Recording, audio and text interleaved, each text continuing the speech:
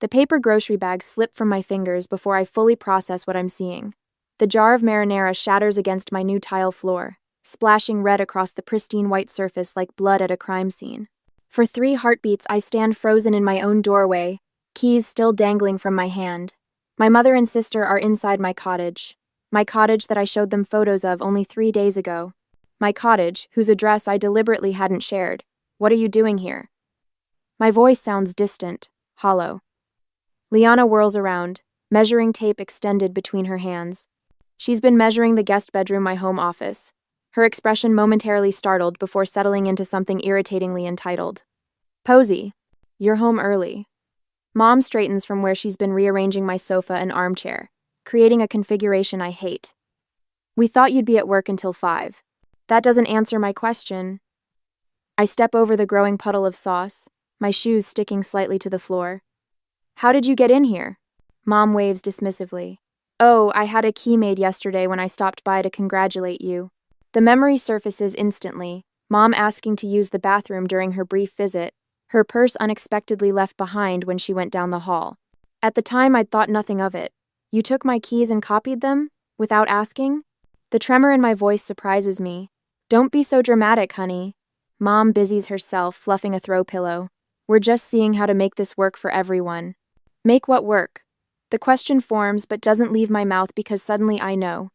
The realization crashes into me with the force of a physical blow. Fragments of childhood flash before me, Liana's 11th birthday with the hired clown and backyard carnival, while my own celebration that same year had been a store-bought cake in our living room. Mom's dismissive, "It's just not in the budget for you," contrasted with the lavish spending for my sister. The pattern had never stopped. When I announced I was house hunting last month, Mom hadn't congratulated me. She'd called Liana immediately to discuss opportunities. This is my home, I say, each word carved from ice. Not yours, not ours, mine. I cross to Liana and pluck the spare key from her hand, where she's been fidgeting with it. Her fingers close reflexively, then release. You can't be serious about living here alone, Liana says, her forehead creasing with practiced concern. This place has 3 bedrooms. The kids need space. Your housing situation is not my problem. The steadiness in my voice surprises me. After everything we've done for you? Mom's eyes widen, her hand pressed dramatically to her chest. Your sister's children need bedrooms. Family helps family, Posey. You know that.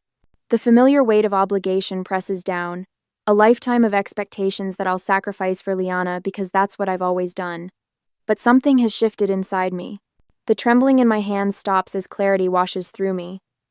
You have exactly 2 minutes to leave before I call the police.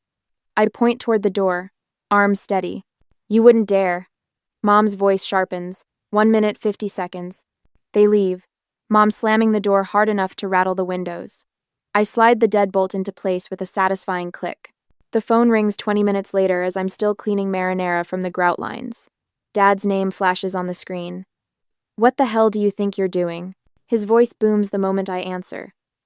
Your mother is in tears. You're tearing this family apart with your selfishness. I say nothing, scrubbing harder at a stubborn red stain. Liana needs help, Posey. That's what family does. You've always understood that before. Always understood, always accommodated, always sacrificed. Not anymore, I whisper, but he's still shouting, not hearing me. After I hang up, I stare at the family photo on my mantle.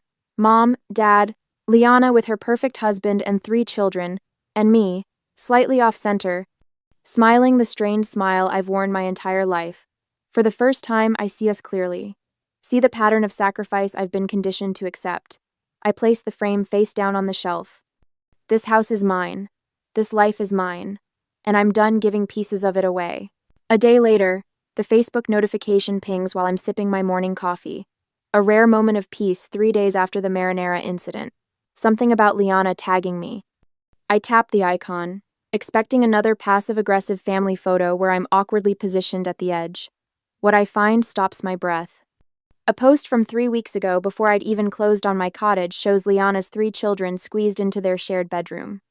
The caption reads, "Kids are finally getting a bigger place soon. Blessed. Family first." My thumb hovers over the screen as I scroll to the comments. "Which bedroom does Ellie get?" asks one of Liana's friends. Liana's response, "The blue one with the bay window. Jack and Tyler will share the room across the hall. Mom thinks the third bedroom should stay a guest room in case Aunt Carol visits. My coffee mug slips from my fingers, splashing hot liquid across my bare feet. I barely notice the burn. 3 weeks ago. They were planning this 3 weeks ago, before I'd even signed my mortgage papers. I bolt to the bathroom, my stomach heaving as the magnitude hits me. This wasn't an impulsive idea after seeing my house. This was calculated, planned. They had been strategizing how to take over my home before I'd even purchased it. My phone buzzes with a text notification as I rinse my mouth. It's from Dad, but he's accidentally included me in a group message meant for Mom and Liana. Don't worry about Posey's tantrum. Mom has written, she'll give in once you're settled. She always does. The shaking starts in my hands and spreads until my whole body trembles against the cool bathroom tile. She always does. 3 words that summarize my entire life. The family dinner invitation arrives via text the next evening. We need to talk about a solution, Dad writes. Your mother's making pot roast, 7 p.m. I should refuse. Every instinct screams to stay away, but some withered, hopeful part of me wonders if maybe, just maybe, they've reconsidered. When I arrive, the table is already set with Mom's good china. Dad, Mom, and Liana sit clustered on one side, an empty chair waiting for me on the other. The division couldn't be more obvious if they'd drawn a line down the middle. Posey, Mom says, her smile tight. We're so glad you could join us. Before I can respond, Dad slides a manila folder across the table. We've found the perfect solution. Inside are printouts of 5-bedroom houses, all within 2 miles of Liana's children's school. Each listing has been annotated with notes like perfect playroom and good backyard for the kids. These are lovely, I say carefully, for Liana and Mark. Dad clears his throat. For all of you, together. We've already talked to your bank. Mom adds, stirring her iced tea. Transferring your mortgage to a different property is quite simple. The difference in price would be manageable if everyone contributes. My mouth goes dry. You contacted my bank? Just preliminary discussions, Mom says, waving away my concern like an annoying fly. Your furniture won't all fit, of course, Liana chimes in, but we could sell the extra pieces. We'll need space for the kids' bunk beds. The front door opens, and Mark strolls in, late as usual. He nods at me before turning to Dad. I was thinking about the garage spaces. The left side would work better for my truck, if Posey doesn't mind parking on the street. The casual way they're dividing my property, a home they've never contributed a penny toward, leaves me speechless. My hands curl into fists beneath the table. Posey, Dad says, his voice dropping into the serious tone he used when I was a child and had disappointed him. Refusing to help would show you don't really care about being part of this family. Mom reaches across the table, not quite touching my hand. Think about your relationship with your nieces and nephew. Children remember who was there for them. Everyone knows family comes first in this town. Liana adds, her eyes narrowing. What would people think if they knew you had all that space while your sister's children are crammed into one room? The weight of their expectations presses against my chest. For years, my entire identity in this family has been Liana's supportive sister, never just Posey, with my own dreams and needs. I spoke with Robert at your office. Dad mentions casually, as if he hasn't just crossed yet another boundary. He understands your family crisis might require some flexibility in your schedule, to help Liana with the move. After all we've done, Mom adds, her voice trembling with practiced emotion, providing a home for you all those years. The memory surfaces writing rent checks every month throughout college while living in their basement, watching them pay Liana's full tuition and apartment costs without question. The silence stretches as they wait for my capitulation. The familiar script. Posey protests, family pressures, Posey surrenders. She always does. But something has shifted inside me since finding them in my house. The pattern is suddenly visible, like one of those magic eye pictures that snaps into focus after years of just seeing random dots. I stand, carefully placing my napkin beside my untouched plate. Watch me not help, I say, my voice steadier than I feel. I walk out, ignoring their calls to return, their demands to sit back down and be reasonable. In my car, the phone begins buzzing with texts and calls. I switch it to silent. As I drive home that night, my phone lighting up with angry messages, I wonder if standing my ground is worth potentially losing my family. Should I maintain this boundary at all costs, or find some compromise that wouldn't completely sacrifice my independence? The house was mine, but was complete separation the only way to protect it? The thought of compromise flickers and dies as I remember the Facebook post. They never intended to ask. They planned to take. Some boundaries can't be partial. Sometimes the only protection is a wall. 3 days after the dinner ambush, notifications ping my phone like tiny detonations. Each one jolts me from whatever momentary peace I've managed to find. I make the mistake of looking at Liana's latest Facebook post, her children squeezed onto a pull-out sofa, faces arranged in exaggerated pouts. The caption reads, "When family abandonment means your kids don't have proper bedrooms. Family first. Unless you're selfish, apparently." My stomach twists as I scroll through the sympathetic comments.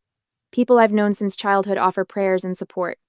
3 different church ladies promise to speak to me about Christian family values. My finger hovers over the reply button, but what could I possibly say that wouldn't pour gasoline on this fire? My phone buzzes with a text from Mrs. Hatcher, my 3rd-grade teacher. "Your mother showed me pictures of your beautiful home. So much space for just one person. I raised 4 children in half that size." I set the phone face down on my kitchen counter and grip the edge until my knuckles whiten. The betrayal burns like acid in my throat, not just from Liana, who I've come to expect this from, but from Mom. She's plastered photos of my house online with captions about forgetting where you came from and what happens when success goes to your head. The doorbell rings, sending my heart rate skyrocketing. Through the peephole, I spot Pastor Williams on my front step, Bible tucked under his arm. This isn't a coincidence. This is a coordinated attack. "I'm sorry, I'm not available for visitors today." I call through the door. "Posey Adams, I've known you since you were in Sunday school. Your family is concerned, and as your spiritual advisor." I didn't request spiritual advice. I interrupt, surprising myself with the firmness in my voice. "Please respect my privacy." His sigh carries through the door. "I'll be praying for your heart to soften." After he leaves, I sit at my kitchen table and make a list of everything that's happened in the week since I threw my family out of my house. The scale of their retaliation is becoming clearer and more frightening. Yesterday, I discovered the first concrete evidence of how far they're willing to go. My mortgage statement hadn't arrived, so I called the bank. "We've been sending it to your updated address," the representative explained. "Your parents contacted us about forwarding your financial documents to their home for safekeeping." The violation leaves me breathless. They nearly succeeded, would have, if I hadn't been vigilant about my payments. What else have they diverted? What other pieces of my life are they quietly commandeering? Sleep has become almost impossible. I lie awake, cataloging potential vulnerabilities, jumping at every creak and rustle outside my windows. The thought of checking my mail each day fills me with dread. What new boundary will they have crossed? What fresh guilt trip will be waiting? This morning, I received an email from my homeowners association.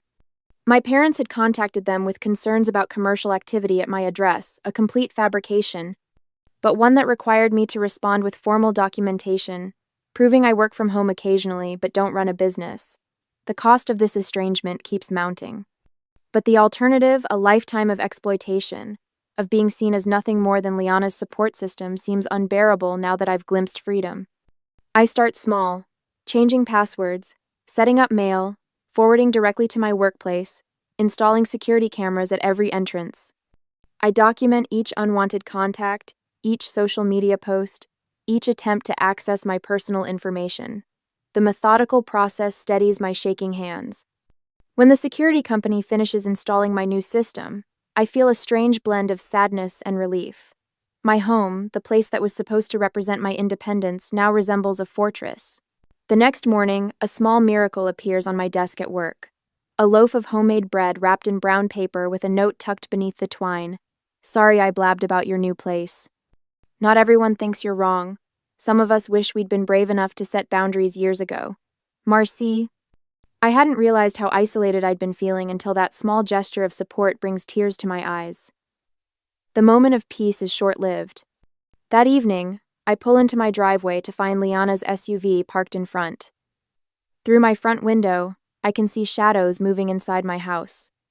The familiar surge of violation is accompanied by something new, cold, crystalline anger. This time, I don't hesitate.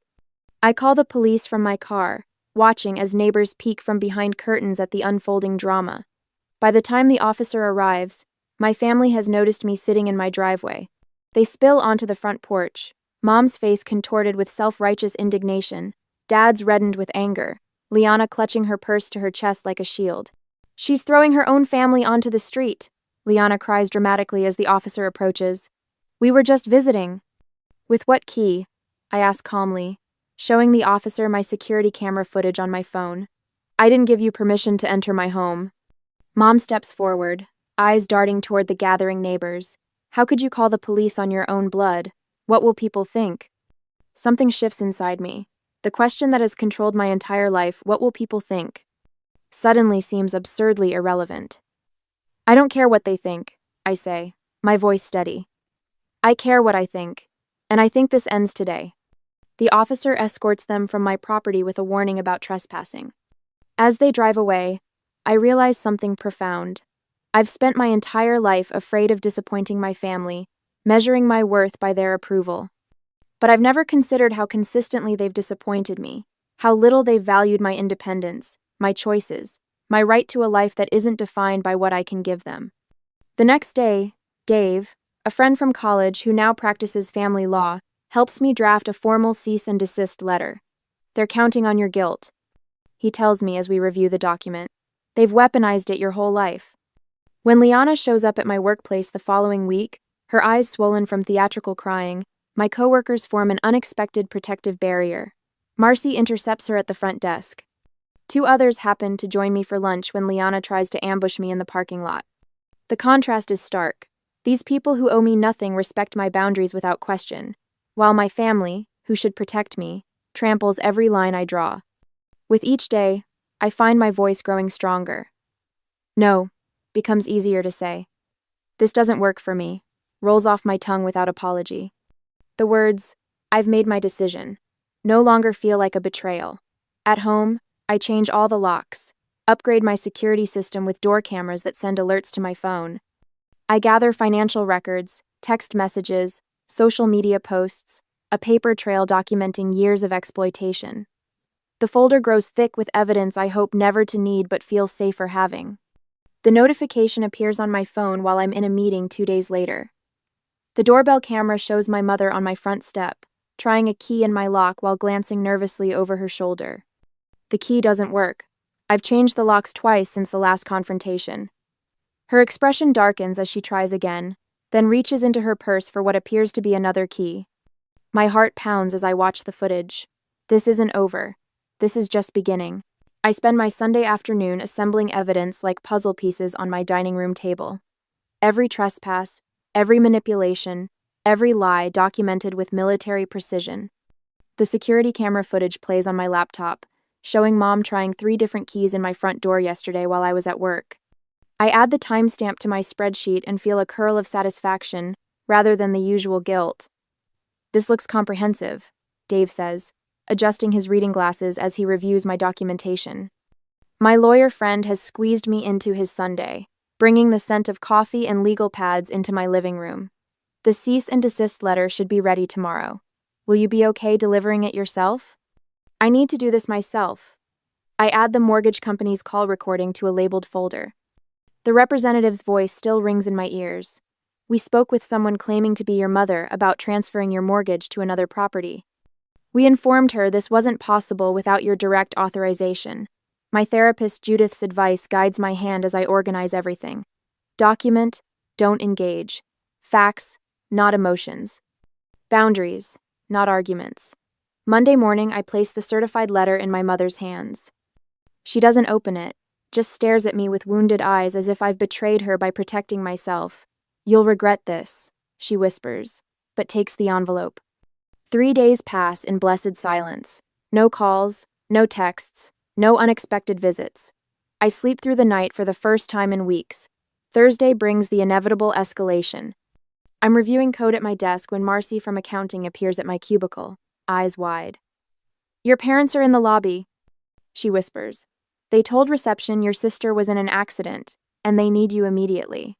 Cold dread washes through me until I spot the text from Liana complaining about her kids' school lunches time-stamped 2 minutes ago. I find my parents arguing with our receptionist, Mom dabbing at dry eyes with a tissue while Dad demands I be brought out immediately. Family emergency. He barks at the young man behind the desk. Her sister's been hurt. I just texted with Liana, I say, stepping into view. My voice remains steady despite the tremor in my hands. She's fine. Mom drops the tissue. Posey! Thank goodness. We've been so worried. Miss Adams? My boss appears beside me, her expression carefully neutral. Is everything all right? Dad attempts his charming smile. Family matter. We'll just borrow Posey for a bit. My family appears to be lying about a medical emergency to disrupt my workday, I tell my boss, loud enough for the entire reception area to hear. I apologize for the disturbance. Security escorts them out while I return to my desk, ignoring the stares. That evening, I discover Liana's latest attack, a GoFundMe page titled, Housing Crisis, Help My Children Have a Home, with my photo prominently featured. One email to the platform's legal department, citing unauthorized use of my image, and the campaign disappears by morning. My father's voicemail that night slips from rage into accidental truth. You ungrateful little, do you know what you've done? We had it all planned out. We were going to move in whether you liked it or not, and now you've embarrassed your mother in front of... I save the recording with a grim smile. When my company announces an opening at their new branch in Colorado Springs, I find myself weighing a promising opportunity against running away from conflict. Would moving mean letting them win? Or was it my chance for a fresh start beyond their reach? My support system rallies around me like a protective wall. Dave sends a formal warning to my family, outlining the legal consequences of continued harassment. Judith helps me craft responses that stay firmly factual without engaging their emotional bait. My boss offers flexible hours during what she calls this transitional period, her eyes knowing but never pitying. Your house needs better security, says Tara, my realtor friend, walking the perimeter of my property. Motion-sensing lights here and here, and reinforce this back door. I'd expected to feel alone in this fight.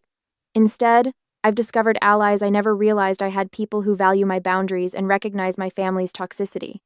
The tide begins to turn. Aunt Susan calls to ask hesitantly about the other side of the story. Cousin Mike messages that he doesn't think it's right what they're asking. Even Liana's perfect social media campaign backfires when friends comment, "Why can't you and Mark support your own family?" And, "Isn't Posey single? Why should she house your kids?" Their facade is cracking, revealing the selfishness beneath. The job offer letter arrives in my email Friday afternoon. Colorado Springs branch manager glows on my screen like a beacon. Something loosens in my chest, possibility perhaps. Or freedom. For the first time in weeks, I smile without reservation. A week later, at home, the cherry pie sits on my kitchen counter like a crimson trap. Mom stands beside it, fingers tapping against the granite, in a rhythm I've known since childhood. The beat of her impatience, when I'm not immediately agreeing to her plans. "It's your favorite," she says, though cherry has always been Liana's preference, not mine. I've corrected her on this fact at least 20 times over the years. Her eyes keep darting to the security camera mounted near my entryway. The blinking red light seems to make her nervous, which gives me a small measure of satisfaction. "I think we got off on the wrong foot with all this," Mom says, her voice unnaturally pleasant. She's rehearsed this. I can tell by the way she keeps shifting her weight from one foot to the other, the way she did before parent-teacher conferences when I was young. "Your father and I have been thinking, and we've come up with the perfect compromise." I wasn't aware we were negotiating, I say, keeping my distance. The kitchen island between us feels like necessary protection. Mom pulls a folder from her oversized purse. "We found some lovely properties just 15 minutes from here. 5 bedrooms, plenty of space." She slides several glossy listings toward me. "You sell this cottage, we all move into one of these. There's even a mother-in-law suite for Liana's family." I flip through the listings, noting the prices that are triple what my cottage cost. "And how exactly would this work financially?" "Well, you'd get the master bedroom, of course." She smiles as if offering me a tremendous gift. "We've already toured 3 of them." The realtor was very accommodating when we explained the situation. "You toured houses in my name?" The calm in my voice surprises even me. Mom waves dismissively. "We needed to move quickly." The Henderson's daughter is also looking in that neighborhood. She leans forward, voice dropping. Listen, Posey. If you're going to be difficult about this, we can always contest the ownership. You couldn't possibly have afforded this place without family help. Family help? The words taste bitter. You mean the full rent I paid while living at home during college? Or perhaps you're referring to the student loans I'm still paying off while Liana's education was fully funded? Mom's face hardens. Don't be ungrateful. I walk to my office without responding, and return with an envelope. I place it on the counter between us, next to her untouched pie. What's this? She doesn't reach for it. It's a job offer from our company's new branch in Arizona. I push it toward her. I accepted it last week. Her hand freezes mid-tap. Arizona? I'm selling the cottage. I watch her face brighten before adding, and moving to Tucson next month. The color drains from her face. But what about Liana? Her housing situation is not my concern. I open a drawer and pull out a thick manila folder. I've been gathering some interesting documentation. I spread the contents across my counter, financial records showing my paid rent throughout college, alongside Liana's fully funded education. Birthday expenditure comparisons, showing the thousands spent on her celebrations versus the bare minimum for mine. Loan papers for the cars they bought her while I saved for my used Honda. What is this supposed to be? Mom's voice has lost its rehearsed quality. Evidence. I pull out my phone and tap the screen. And here's my security footage showing 17 unauthorized entry attempts on my property. Mom stares at the screen, watching herself and Liana testing keys in my lock, peering through windows, even once bringing a locksmith who thankfully refused the job. I'm not running away. I say, gathering the papers. I'm running towards something better, a life where I'm valued, not just useful. Your father will be furious, she whispers, but there's a new uncertainty in her voice. I'm counting on it. 3 days later, I arrive at my parents' house for what they've billed as a family meeting to resolve the housing situation. The driveway is full, my aunt's car, my cousin's SUV, even my grandmother's ancient Buick. The gang's all here to witness my surrender. I take a deep breath before entering, folder tucked securely under my arm. The conversation in the living room halts when I step inside. Liana sits on the couch between my parents, a united front. The extended family is arranged in a loose semicircle, an audience for the performance. There she is, Dad says, standing with a forced smile. We were just about to explain our solution to everyone. Actually, I say, my voice carrying across the suddenly silent room, I have an announcement first. I place my folder on the coffee table and open it to reveal the listing for my cottage, complete with professional photographs and a bright red for sale banner across the top. My house goes on the market Monday, I say, and I've accepted a position with my company's Arizona branch. I'm moving next month. The silence stretches for 3 heartbeats before Liana's shriek shatters it. But what about us? Where are we supposed to go? I meet her gaze steadily. The same place you've been living. The same place you'd still be if you hadn't tried to take what's mine. Dad stands, face reddening. This is how you abandon your family? After everything we've done for you? Everything you've done? I pull out copies of my documentation, passing them to my grandmother and aunt. Here's a record of what you've actually done. Different rules for different daughters, different support, different expectations. My aunt's eyes widen as she scans the papers. You made her pay rent during college while paying for Liana's apartment? It built character, Dad snaps, but his confidence wavers as more family members begin examining the evidence. You should see the security footage, I add, loud enough for everyone to hear. Them trying to break into my house while I'm at work, calling my mortgage company pretending to be me, creating a GoFundMe claiming I was in financial distress. Grandmother's hand covers her mouth. Is this true? My parents' silence is answer enough.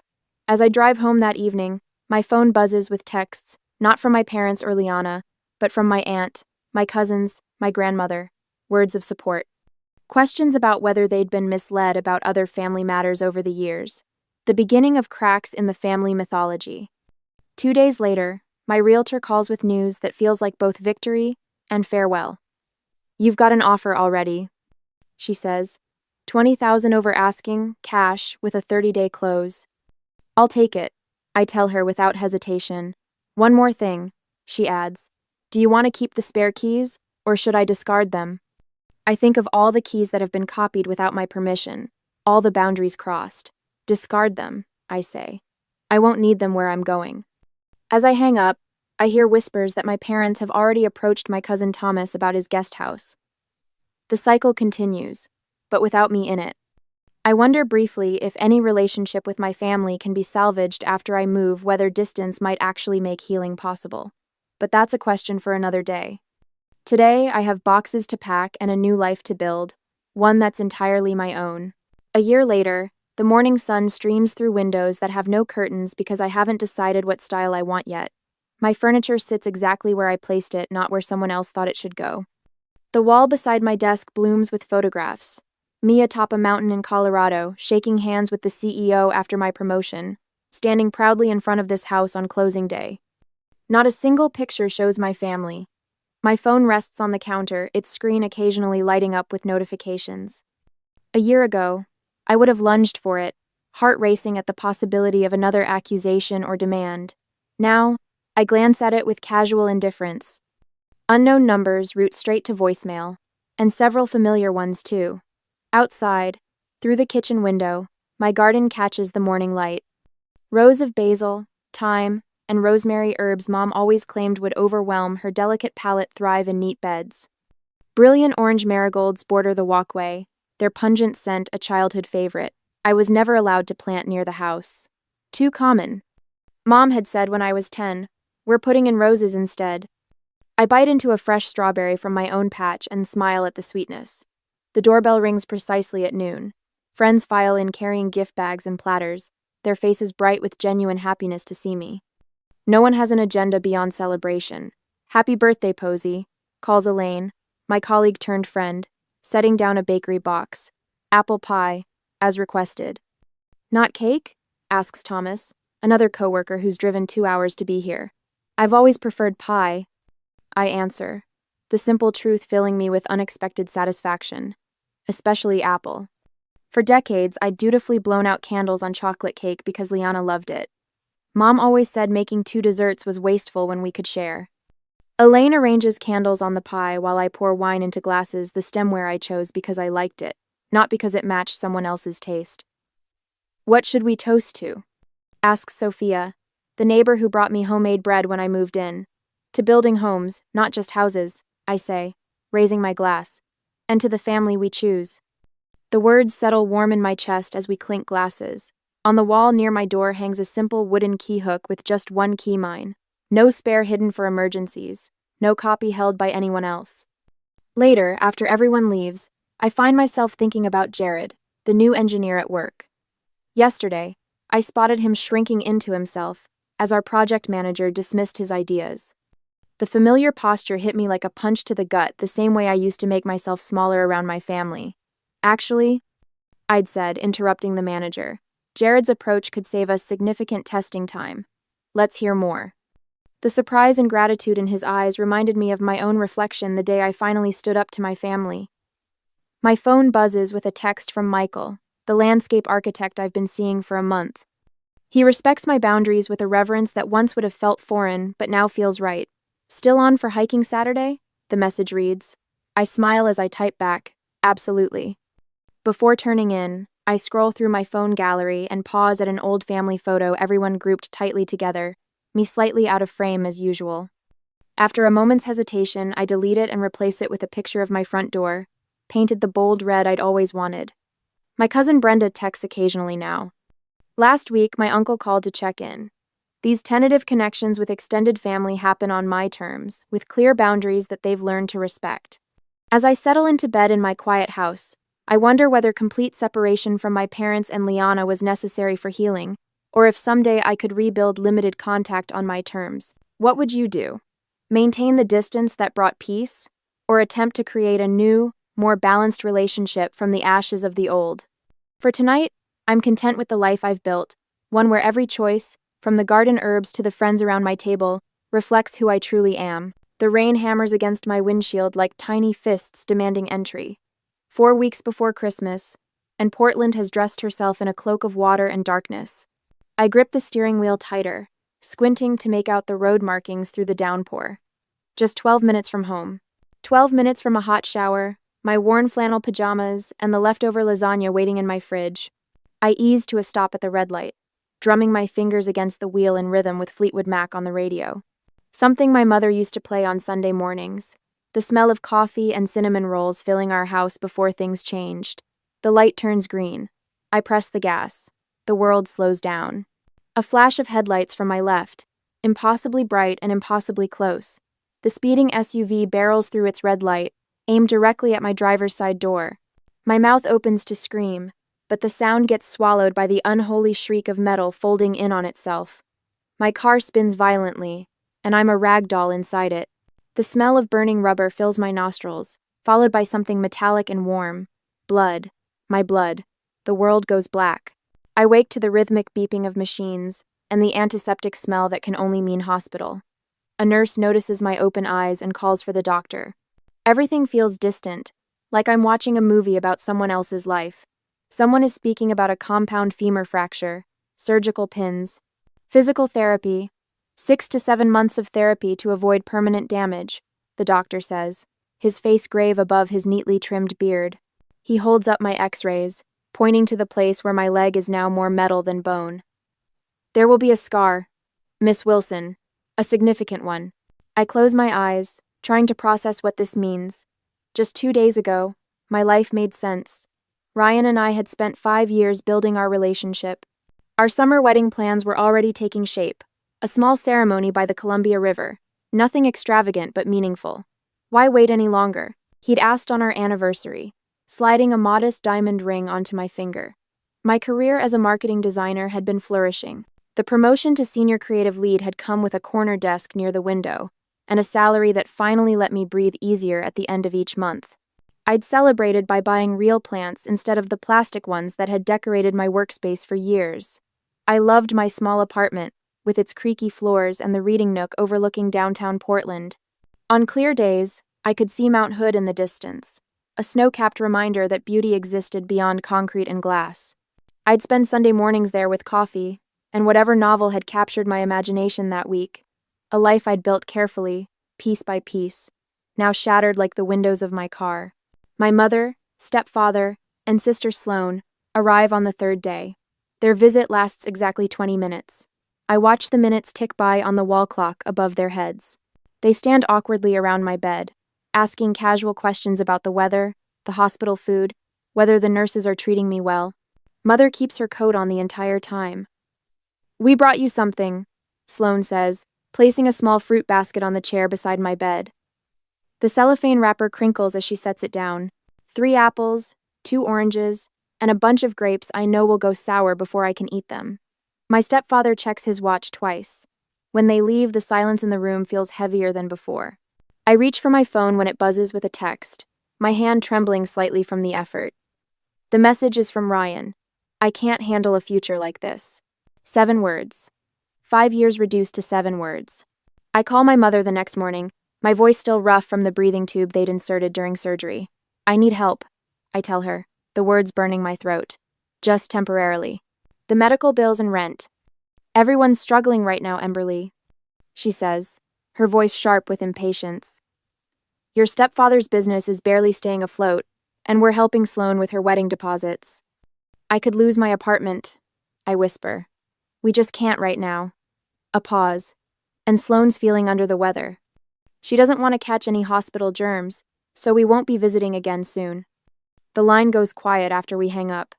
I stare at the ceiling, connecting the dots in the acoustic tiles above my bed.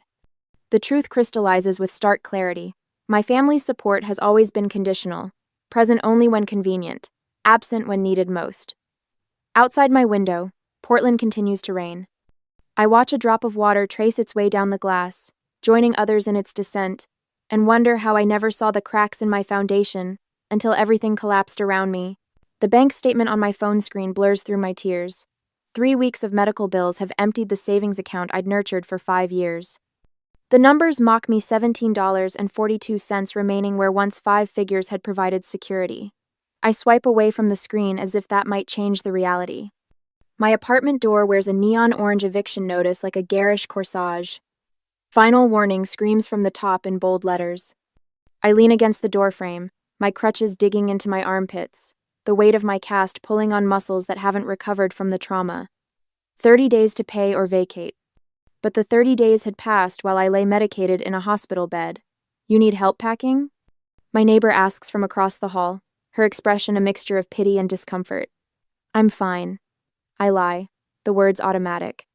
Inside, cardboard boxes from the recycling bin form a small mountain in my living room.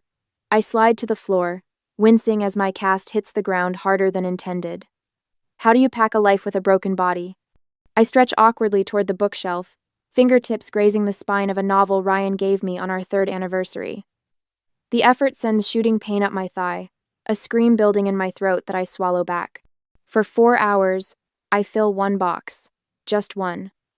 The physical agony of moving with a hip-to-ankle cast fades beneath the crushing realization that no one is coming to help me. Not family. Not Ryan. Not friends who prove to be merely pleasant weather companions. You have until 5 p.m. tomorrow, the building manager says when he stops by. He doesn't meet my eyes. I can't make exceptions. The rental car feels both salvation and shame later that evening. I park behind my old gym, where the membership I can no longer afford once granted me access to hot showers and fitness classes. Now, I'll use their exterior electrical outlet to charge my phone while I sleep in their shadow. I recline the passenger seat as far as it will go, wedging my awkward cast between the dashboard and seat. The emergency blanket from the trunk crinkles with every movement, its silver surface reflecting the dimming winter light. My body refuses to find comfort, the cast a constant reminder of how thoroughly my life has fractured. Morning brings the first humiliation, using the gas station restroom to brush my teeth while avoiding the cashier's curious gaze. I splash water on my face, pat it dry with rough paper towels, and tell myself this is temporary. In the mirror, a woman I barely recognize stares back hollowed cheeks, unwashed hair twisted into a messy bun, eyes that have forgotten how to hope. Bathrooms for customers only. The cashier calls when I emerge. I buy the cheapest coffee they offer, the taste of charity bitter on my tongue. 4 nights, each colder than the last. December in Portland shows no mercy to the homeless. The recently homeless, the never thought I'd be homeless. The distinction matters little when rain hammers against the car windows, a percussive accompaniment to my silent tears. The heater runs until the gas gauge warns me to stop. On the 5th morning, I wake to windows fogged with my breath, the cold having crept into my bones during the night. I check my phone battery at 12%. The doctor's warning echoes in my mind. Without proper care, you could have a permanent limp. My physical therapy appointment was scheduled for yesterday. The notification mocks me from my calendar, the $175 session fee, now as unreachable as the moon. I attempt the exercises the hospital therapist demonstrated, my legs screaming in protest with each movement. The pain shoots from ankle to hip, white-hot and merciless. Straighten and hold for 30 seconds, I whisper, reciting the therapist's instructions. I manage 8 seconds before collapsing back against the seat, breath coming in short gasps. Each day without proper care is a mortgage against my future. The thought of limping through life at 30 terrifies me more than the homelessness, more than the hunger that has become my constant companion. My phone shows 17 outgoing calls to my mother, to Sloan, to my stepfather, none returned. I've left voicemails that evolved from composed requests to desperate pleas, the progression of my dignity's erosion preserved in digital form. Please. I whispered in the last one, 3 days ago. I'm sleeping in my car. I just need a couch. Just until I can figure something out. The silence in response says everything my family won't. I park near a public restroom in a city park, timing my arrival between the morning joggers and the lunch crowd. The rain has returned, a steady drizzle that soaks through my coat as I maneuver from car to building. My crutches slip on the wet pavement. Once. Twice. The 3rd time, my right crutch slides completely out from under me. I fall hard, the impact sending shockwaves through my broken leg. The world whites out in pain. The cold pavement presses against my cheek, rain pooling around my face, soaking through my clothes. I try to rise, but my body has finally surrendered. Through dimming consciousness, I register someone kneeling beside me. Not family, not a friend. A park janitor in a green uniform, his weathered face creased with concern. Don't move, honey, he says, phone already at his ear. Help's coming. I'm staying right here. As the ambulance sirens wail in the distance, I wonder if accepting help from this stranger means finally admitting my family has truly abandoned me. Should I keep trying to reconnect with those who share my blood, or accept that sometimes the family we need isn't the one we're born into? The janitor holds my hand until the paramedics arrive. A simple human connection that feels more honest than any I've known in years. A soft knock at the hospital door pulls me from fitful sleep.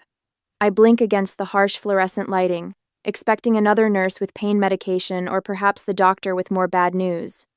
Instead, I find myself looking at Mr. Callahan, my former creative writing professor from Portland Community College. His silver hair is neatly combed, and he's wearing the same type of corduroy jacket he always wore to class. For a moment, I wonder if the pain medication is causing hallucinations. "Emberly," he says, his voice warm with concern. "The janitor who found you in the parking lot is my nephew, Marcus. He recognized you from when you'd visit my office hours." Mr. Callahan steps closer, his hands fidgeting with the leather strap of his messenger bag. He told me what happened.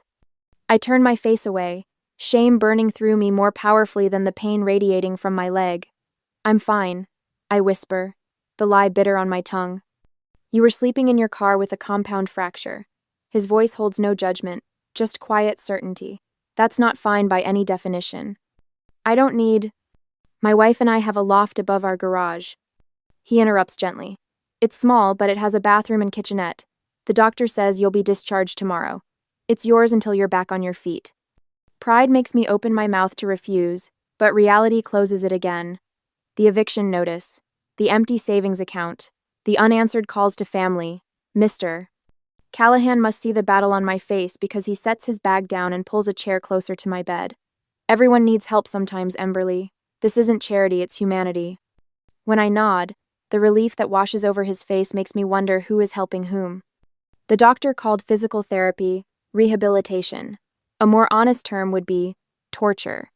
Twice weekly, I grit my teeth through exercises that send fire shooting through my leg. My physical therapist, Diane, is relentlessly cheerful as she pushes my limits. "One more rep," she says, for what feels like the 10th one more. "I can't." I gasp, sweat dampening my t-shirt. "You can and you will," she replies, her smile never faltering. The alternative is a lifetime of pain and limited mobility. At night, the accident replays in Technicolor behind my closed eyelids, the flash of headlights, the shriek of metal, the warm trickle of blood down my face. I wake gasping for air, my heart hammering against my ribs like it's trying to escape. The stairs to the loft become my personal Everest. The first time I attempt them alone, I tumble backward on the third step, landing hard on my tailbone. The second time, my crutch slips on the edge, and I barely catch myself on the railing. The third time, I crawl up on my hands and one good knee, dragging the useless leg behind me like dead weight. Mrs. Callahan brings dinner up each evening, setting the tray on the small table by the window. "Just until you can manage the stairs," she insists when I try to protest. "Thank you," I say instead, forcing the words past the lump in my throat. Each night after they've gone to bed, I allow myself exactly 10 minutes of tears. 10 minutes to feel sorry for myself, to wonder if I'll ever be whole again. Then I wipe my face, take a deep breath, and promise myself that tomorrow will be better than today. One afternoon, a folded piece of construction paper appears on my pillow. Opening it reveals a crayon drawing of a woman with a purple cast and flowing cape. "Emberly, stronger than steel," is written in careful block letters across the top. Mr. Callahan's 14-year-old son, Aiden, must have left it while I was in the shower. I prop it against the lamp on my nightstand, where it's the first thing I see each morning. 3 weeks into my stay, sleep evades me despite the exhaustion weighing on my bones. I scroll through social media, a habit I've mostly abandoned since the accident. Ryan hasn't contacted me once since that devastating text message. My thumb freezes mid-scroll. There he is, tanned and smiling on a beach in Maui. His arm is around a petite blonde wearing a red bikini. The date on the post is exactly 16 days after my accident. 2 weeks after he told me he couldn't handle a future like this. My finger trembles as I tap the message icon for Tara, the only friend who still checks in regularly. "Did you know about this?" I type, attaching a screenshot. The response comes almost immediately. "Honey, he was already seeing her before your accident. I thought you knew." The phone slips from my fingers, bouncing on the bed before sliding to the floor. The betrayal should hurt more than it does. I wait for tears that don't come. Instead, a strange clarity washes over me, like finally putting on glasses after years of squinting. Ryan's abandonment, my family's absence. The pattern crystallizes with perfect, terrible clarity. My worth to them had always been tied to their convenience. When I became inconvenient, broken, needy, they simply walked away. The next morning, I open my laptop and find a free web design course online. My design background gives me a head start, and I lose myself in HTML and CSS for hours. When my leg throbs too badly to concentrate, I switch to watching tutorials on creating responsive layouts. 2 weeks later, I complete my first paid project, a simple logo for a local bakery. When the PayPal notification shows $70 transferred to my account, I stare at the screen in disbelief. I created something of value from this broken body, from this borrowed room. I mentioned to some colleagues that you're doing web design, Mr. Callahan says over breakfast one morning. He slides a list of names and email addresses across the table. They're all small business owners who could use some help with their online presence. That afternoon, I send out emails to everyone on the list. By evening, 3 have responded with interest. When I realize I've earned enough for my next physical therapy session without dipping into my dwindling emergency fund, I allow myself a real smile for the first time in months. The corner of the loft transforms into a makeshift office. My laptop sits on a small desk. Mr. Callahan helped me carry up the stairs. I pin color swatches and design inspirations to a corkboard on the wall. I set my rates $150 for a small website and create templates to streamline my workflow. As sunset bathes the loft in golden light, I check my email one last time before calling it a day. A new message waits in my inbox, seeking contract web designer for quarterly projects. I open the email and begin to read, the glow from my screen mingling with the last rays of daylight streaming through the window. For the first time since the accident, tomorrow looks like more than just something to endure, it looks like something to anticipate. The morning routine becomes my anchor. Before the sun even considers brightening Portland's winter sky, I'm already awake, my legs stretched across the bed as I work through the therapy exercises that have become as natural as breathing. Bend, extend, rotate. Pain still shoots through my thigh with each movement, but it's duller now, more like an echo than a scream. By 6, I'm at my makeshift desk in the corner of Mr. Potter Callahan's garage loft, coffee steaming beside my laptop. The first hour belongs to learning new design software, coding techniques, marketing strategies. Knowledge costs nothing but time, and time is the one resource I now have in abundance. You're building something remarkable here, Mr. Callahan tells me one evening, nodding toward my growing portfolio displayed on my computer screen. Most people would still be wallowing. I don't tell him about the nights I still cry into my pillow. Instead, I show him the website I've launched, showcasing my work, each project meticulously categorized, every design decision documented. Quality over quantity, deliberate over desperate. When the email arrives from Westbrook Industries, a referral from one of Mr. Callahan's colleagues, I read it 3 times before believing it. Their marketing director needs design work for an upcoming product launch. My first corporate client. The deposit they send covers 2 months of physical therapy. I celebrate by buying a real desk chair instead of the folding metal one that leaves my back aching each night. The cream envelope arrives on a Tuesday, 6 months after the accident. Heavy cardstock with Sloan and Derek embossed in silver script across the front. Inside, the wedding invitation is a masterpiece of tasteful excess ivory paper, gold foil, and the words, "Family is everything," curling along the bottom in elegant calligraphy. My mother's voicemail follows the next day. "Emberly, it's Mom. Your sister is getting married in August. Surely you can set aside your dramatics for one day." A pause, then her voice softens with practiced concern. "Everyone's asking about you. It doesn't look right, you not being there." The words "it doesn't look right" echo in my head as I draft my response. Not "we miss you" or "we want you there." Just concern about appearances. I write the decline letter on my best stationery, each word measured and precise. "Thank you for the invitation. I'm unable to attend. I wish Sloan and Derek every happiness." No explanation, no apology, just facts, politely stated. Sealing the envelope feels like closing a chapter. The tremor in my hands. once a constant companion, is noticeably absent as I press the stamp into place. 2 days later, my phone buzzes with a text from Casey, my college roommate who still keeps in touch with Sloan. "Thought you should see this." Her message reads, followed by screenshots from my family's group chat. Mother, Emberly declined. So selfish. Sloan, typical. Everything's always about her. Stepfather, we're better off without the drama. I stare at their words, waiting for the familiar ache in my chest. It doesn't come. Instead, I feel an unexpected lightness, as if the final weight has been lifted. When I sealed that response letter, I wondered if I was closing a door that should remain cracked open. Is maintaining family connections worth sacrificing your self-respect, or does true healing sometimes require a clean break? 3 days later, the Halston media office occupies the 12th floor of a glass tower in downtown Portland. I arrived 20 minutes early for the interview, giving myself time to navigate the lobby.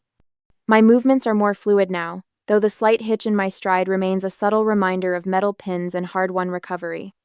The receptionist smiles as I approach. "Miss Wilson? They're ready for you."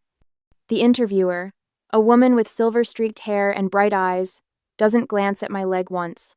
Instead, she studies my portfolio with genuine interest, asking thoughtful questions about my design process and creative philosophy. "Your work shows remarkable attention to detail," she says, lingering over a branding package I created for a local coffee shop.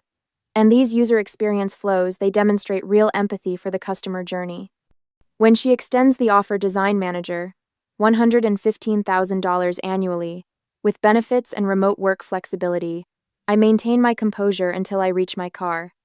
Then I press my forehead against the steering wheel and let the tears flow freely, not from pain or loss, but from vindication. That evening, I call Mr. Callahan to share the news. "They saw my work," I tell him, my voice thick with emotion.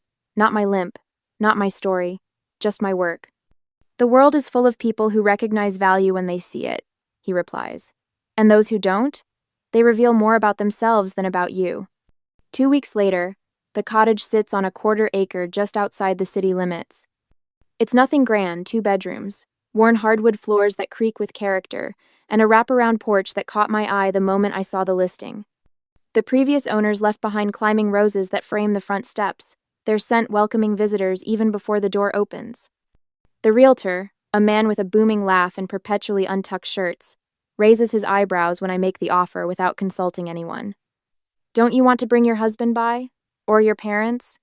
he asks, pen hovering over the paperwork. "It's just me," I reply, meeting his gaze steadily, "and I know what I want." When the closing date arrives, I sit alone at a table scattered with documents, signing my name over and over. The loan officer explains each form with practiced efficiency, occasionally glancing up as if expecting someone else to walk through the door. The final signature complete, she hands me a set of keys attached to a small wooden house charm.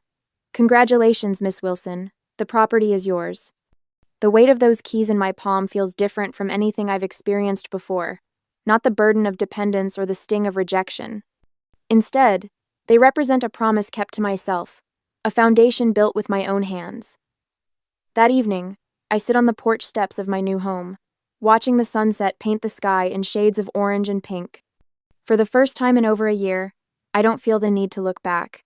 The road ahead, winding and uncertain as it may be, is entirely mine to travel. Almost 2 years later, the package arrives on a Wednesday, wrapped in mint green paper with cartoon giraffes dancing across the surface. Inside lies a tiny blue onesie, impossibly small booties, and a handwritten note from Sloan. "Your nephew wants to meet his aunt." I run my fingers over the soft cotton, something tugging at my heart despite my best efforts to remain unmoved. I place the package on my coffee table where it sits for 3 days before I tuck it away in a drawer. No response sent. 2 weeks later, another envelope arrives. This one contains no baby clothes, just a medical bill with my stepfather's name and a post-it note in my mother's handwriting. "Robert had a stroke. We're drowning in expenses." The subtle implication hangs unspoken between the typewritten lines now that I've landed on my feet. Surely I owe them. My phone buzzes with increasing frequency. Text messages appear like clockwork, each one heavier with obligation than the last. Family takes care of family. My mother writes on a Tuesday morning. Remember who raised you? Arrives that Friday evening. Your nephew said his first word today. It should have been aunt. Sloane adds the following week. 3 days later, I've just finished watering my front porch ferns when a silver sedan pulls into my driveway.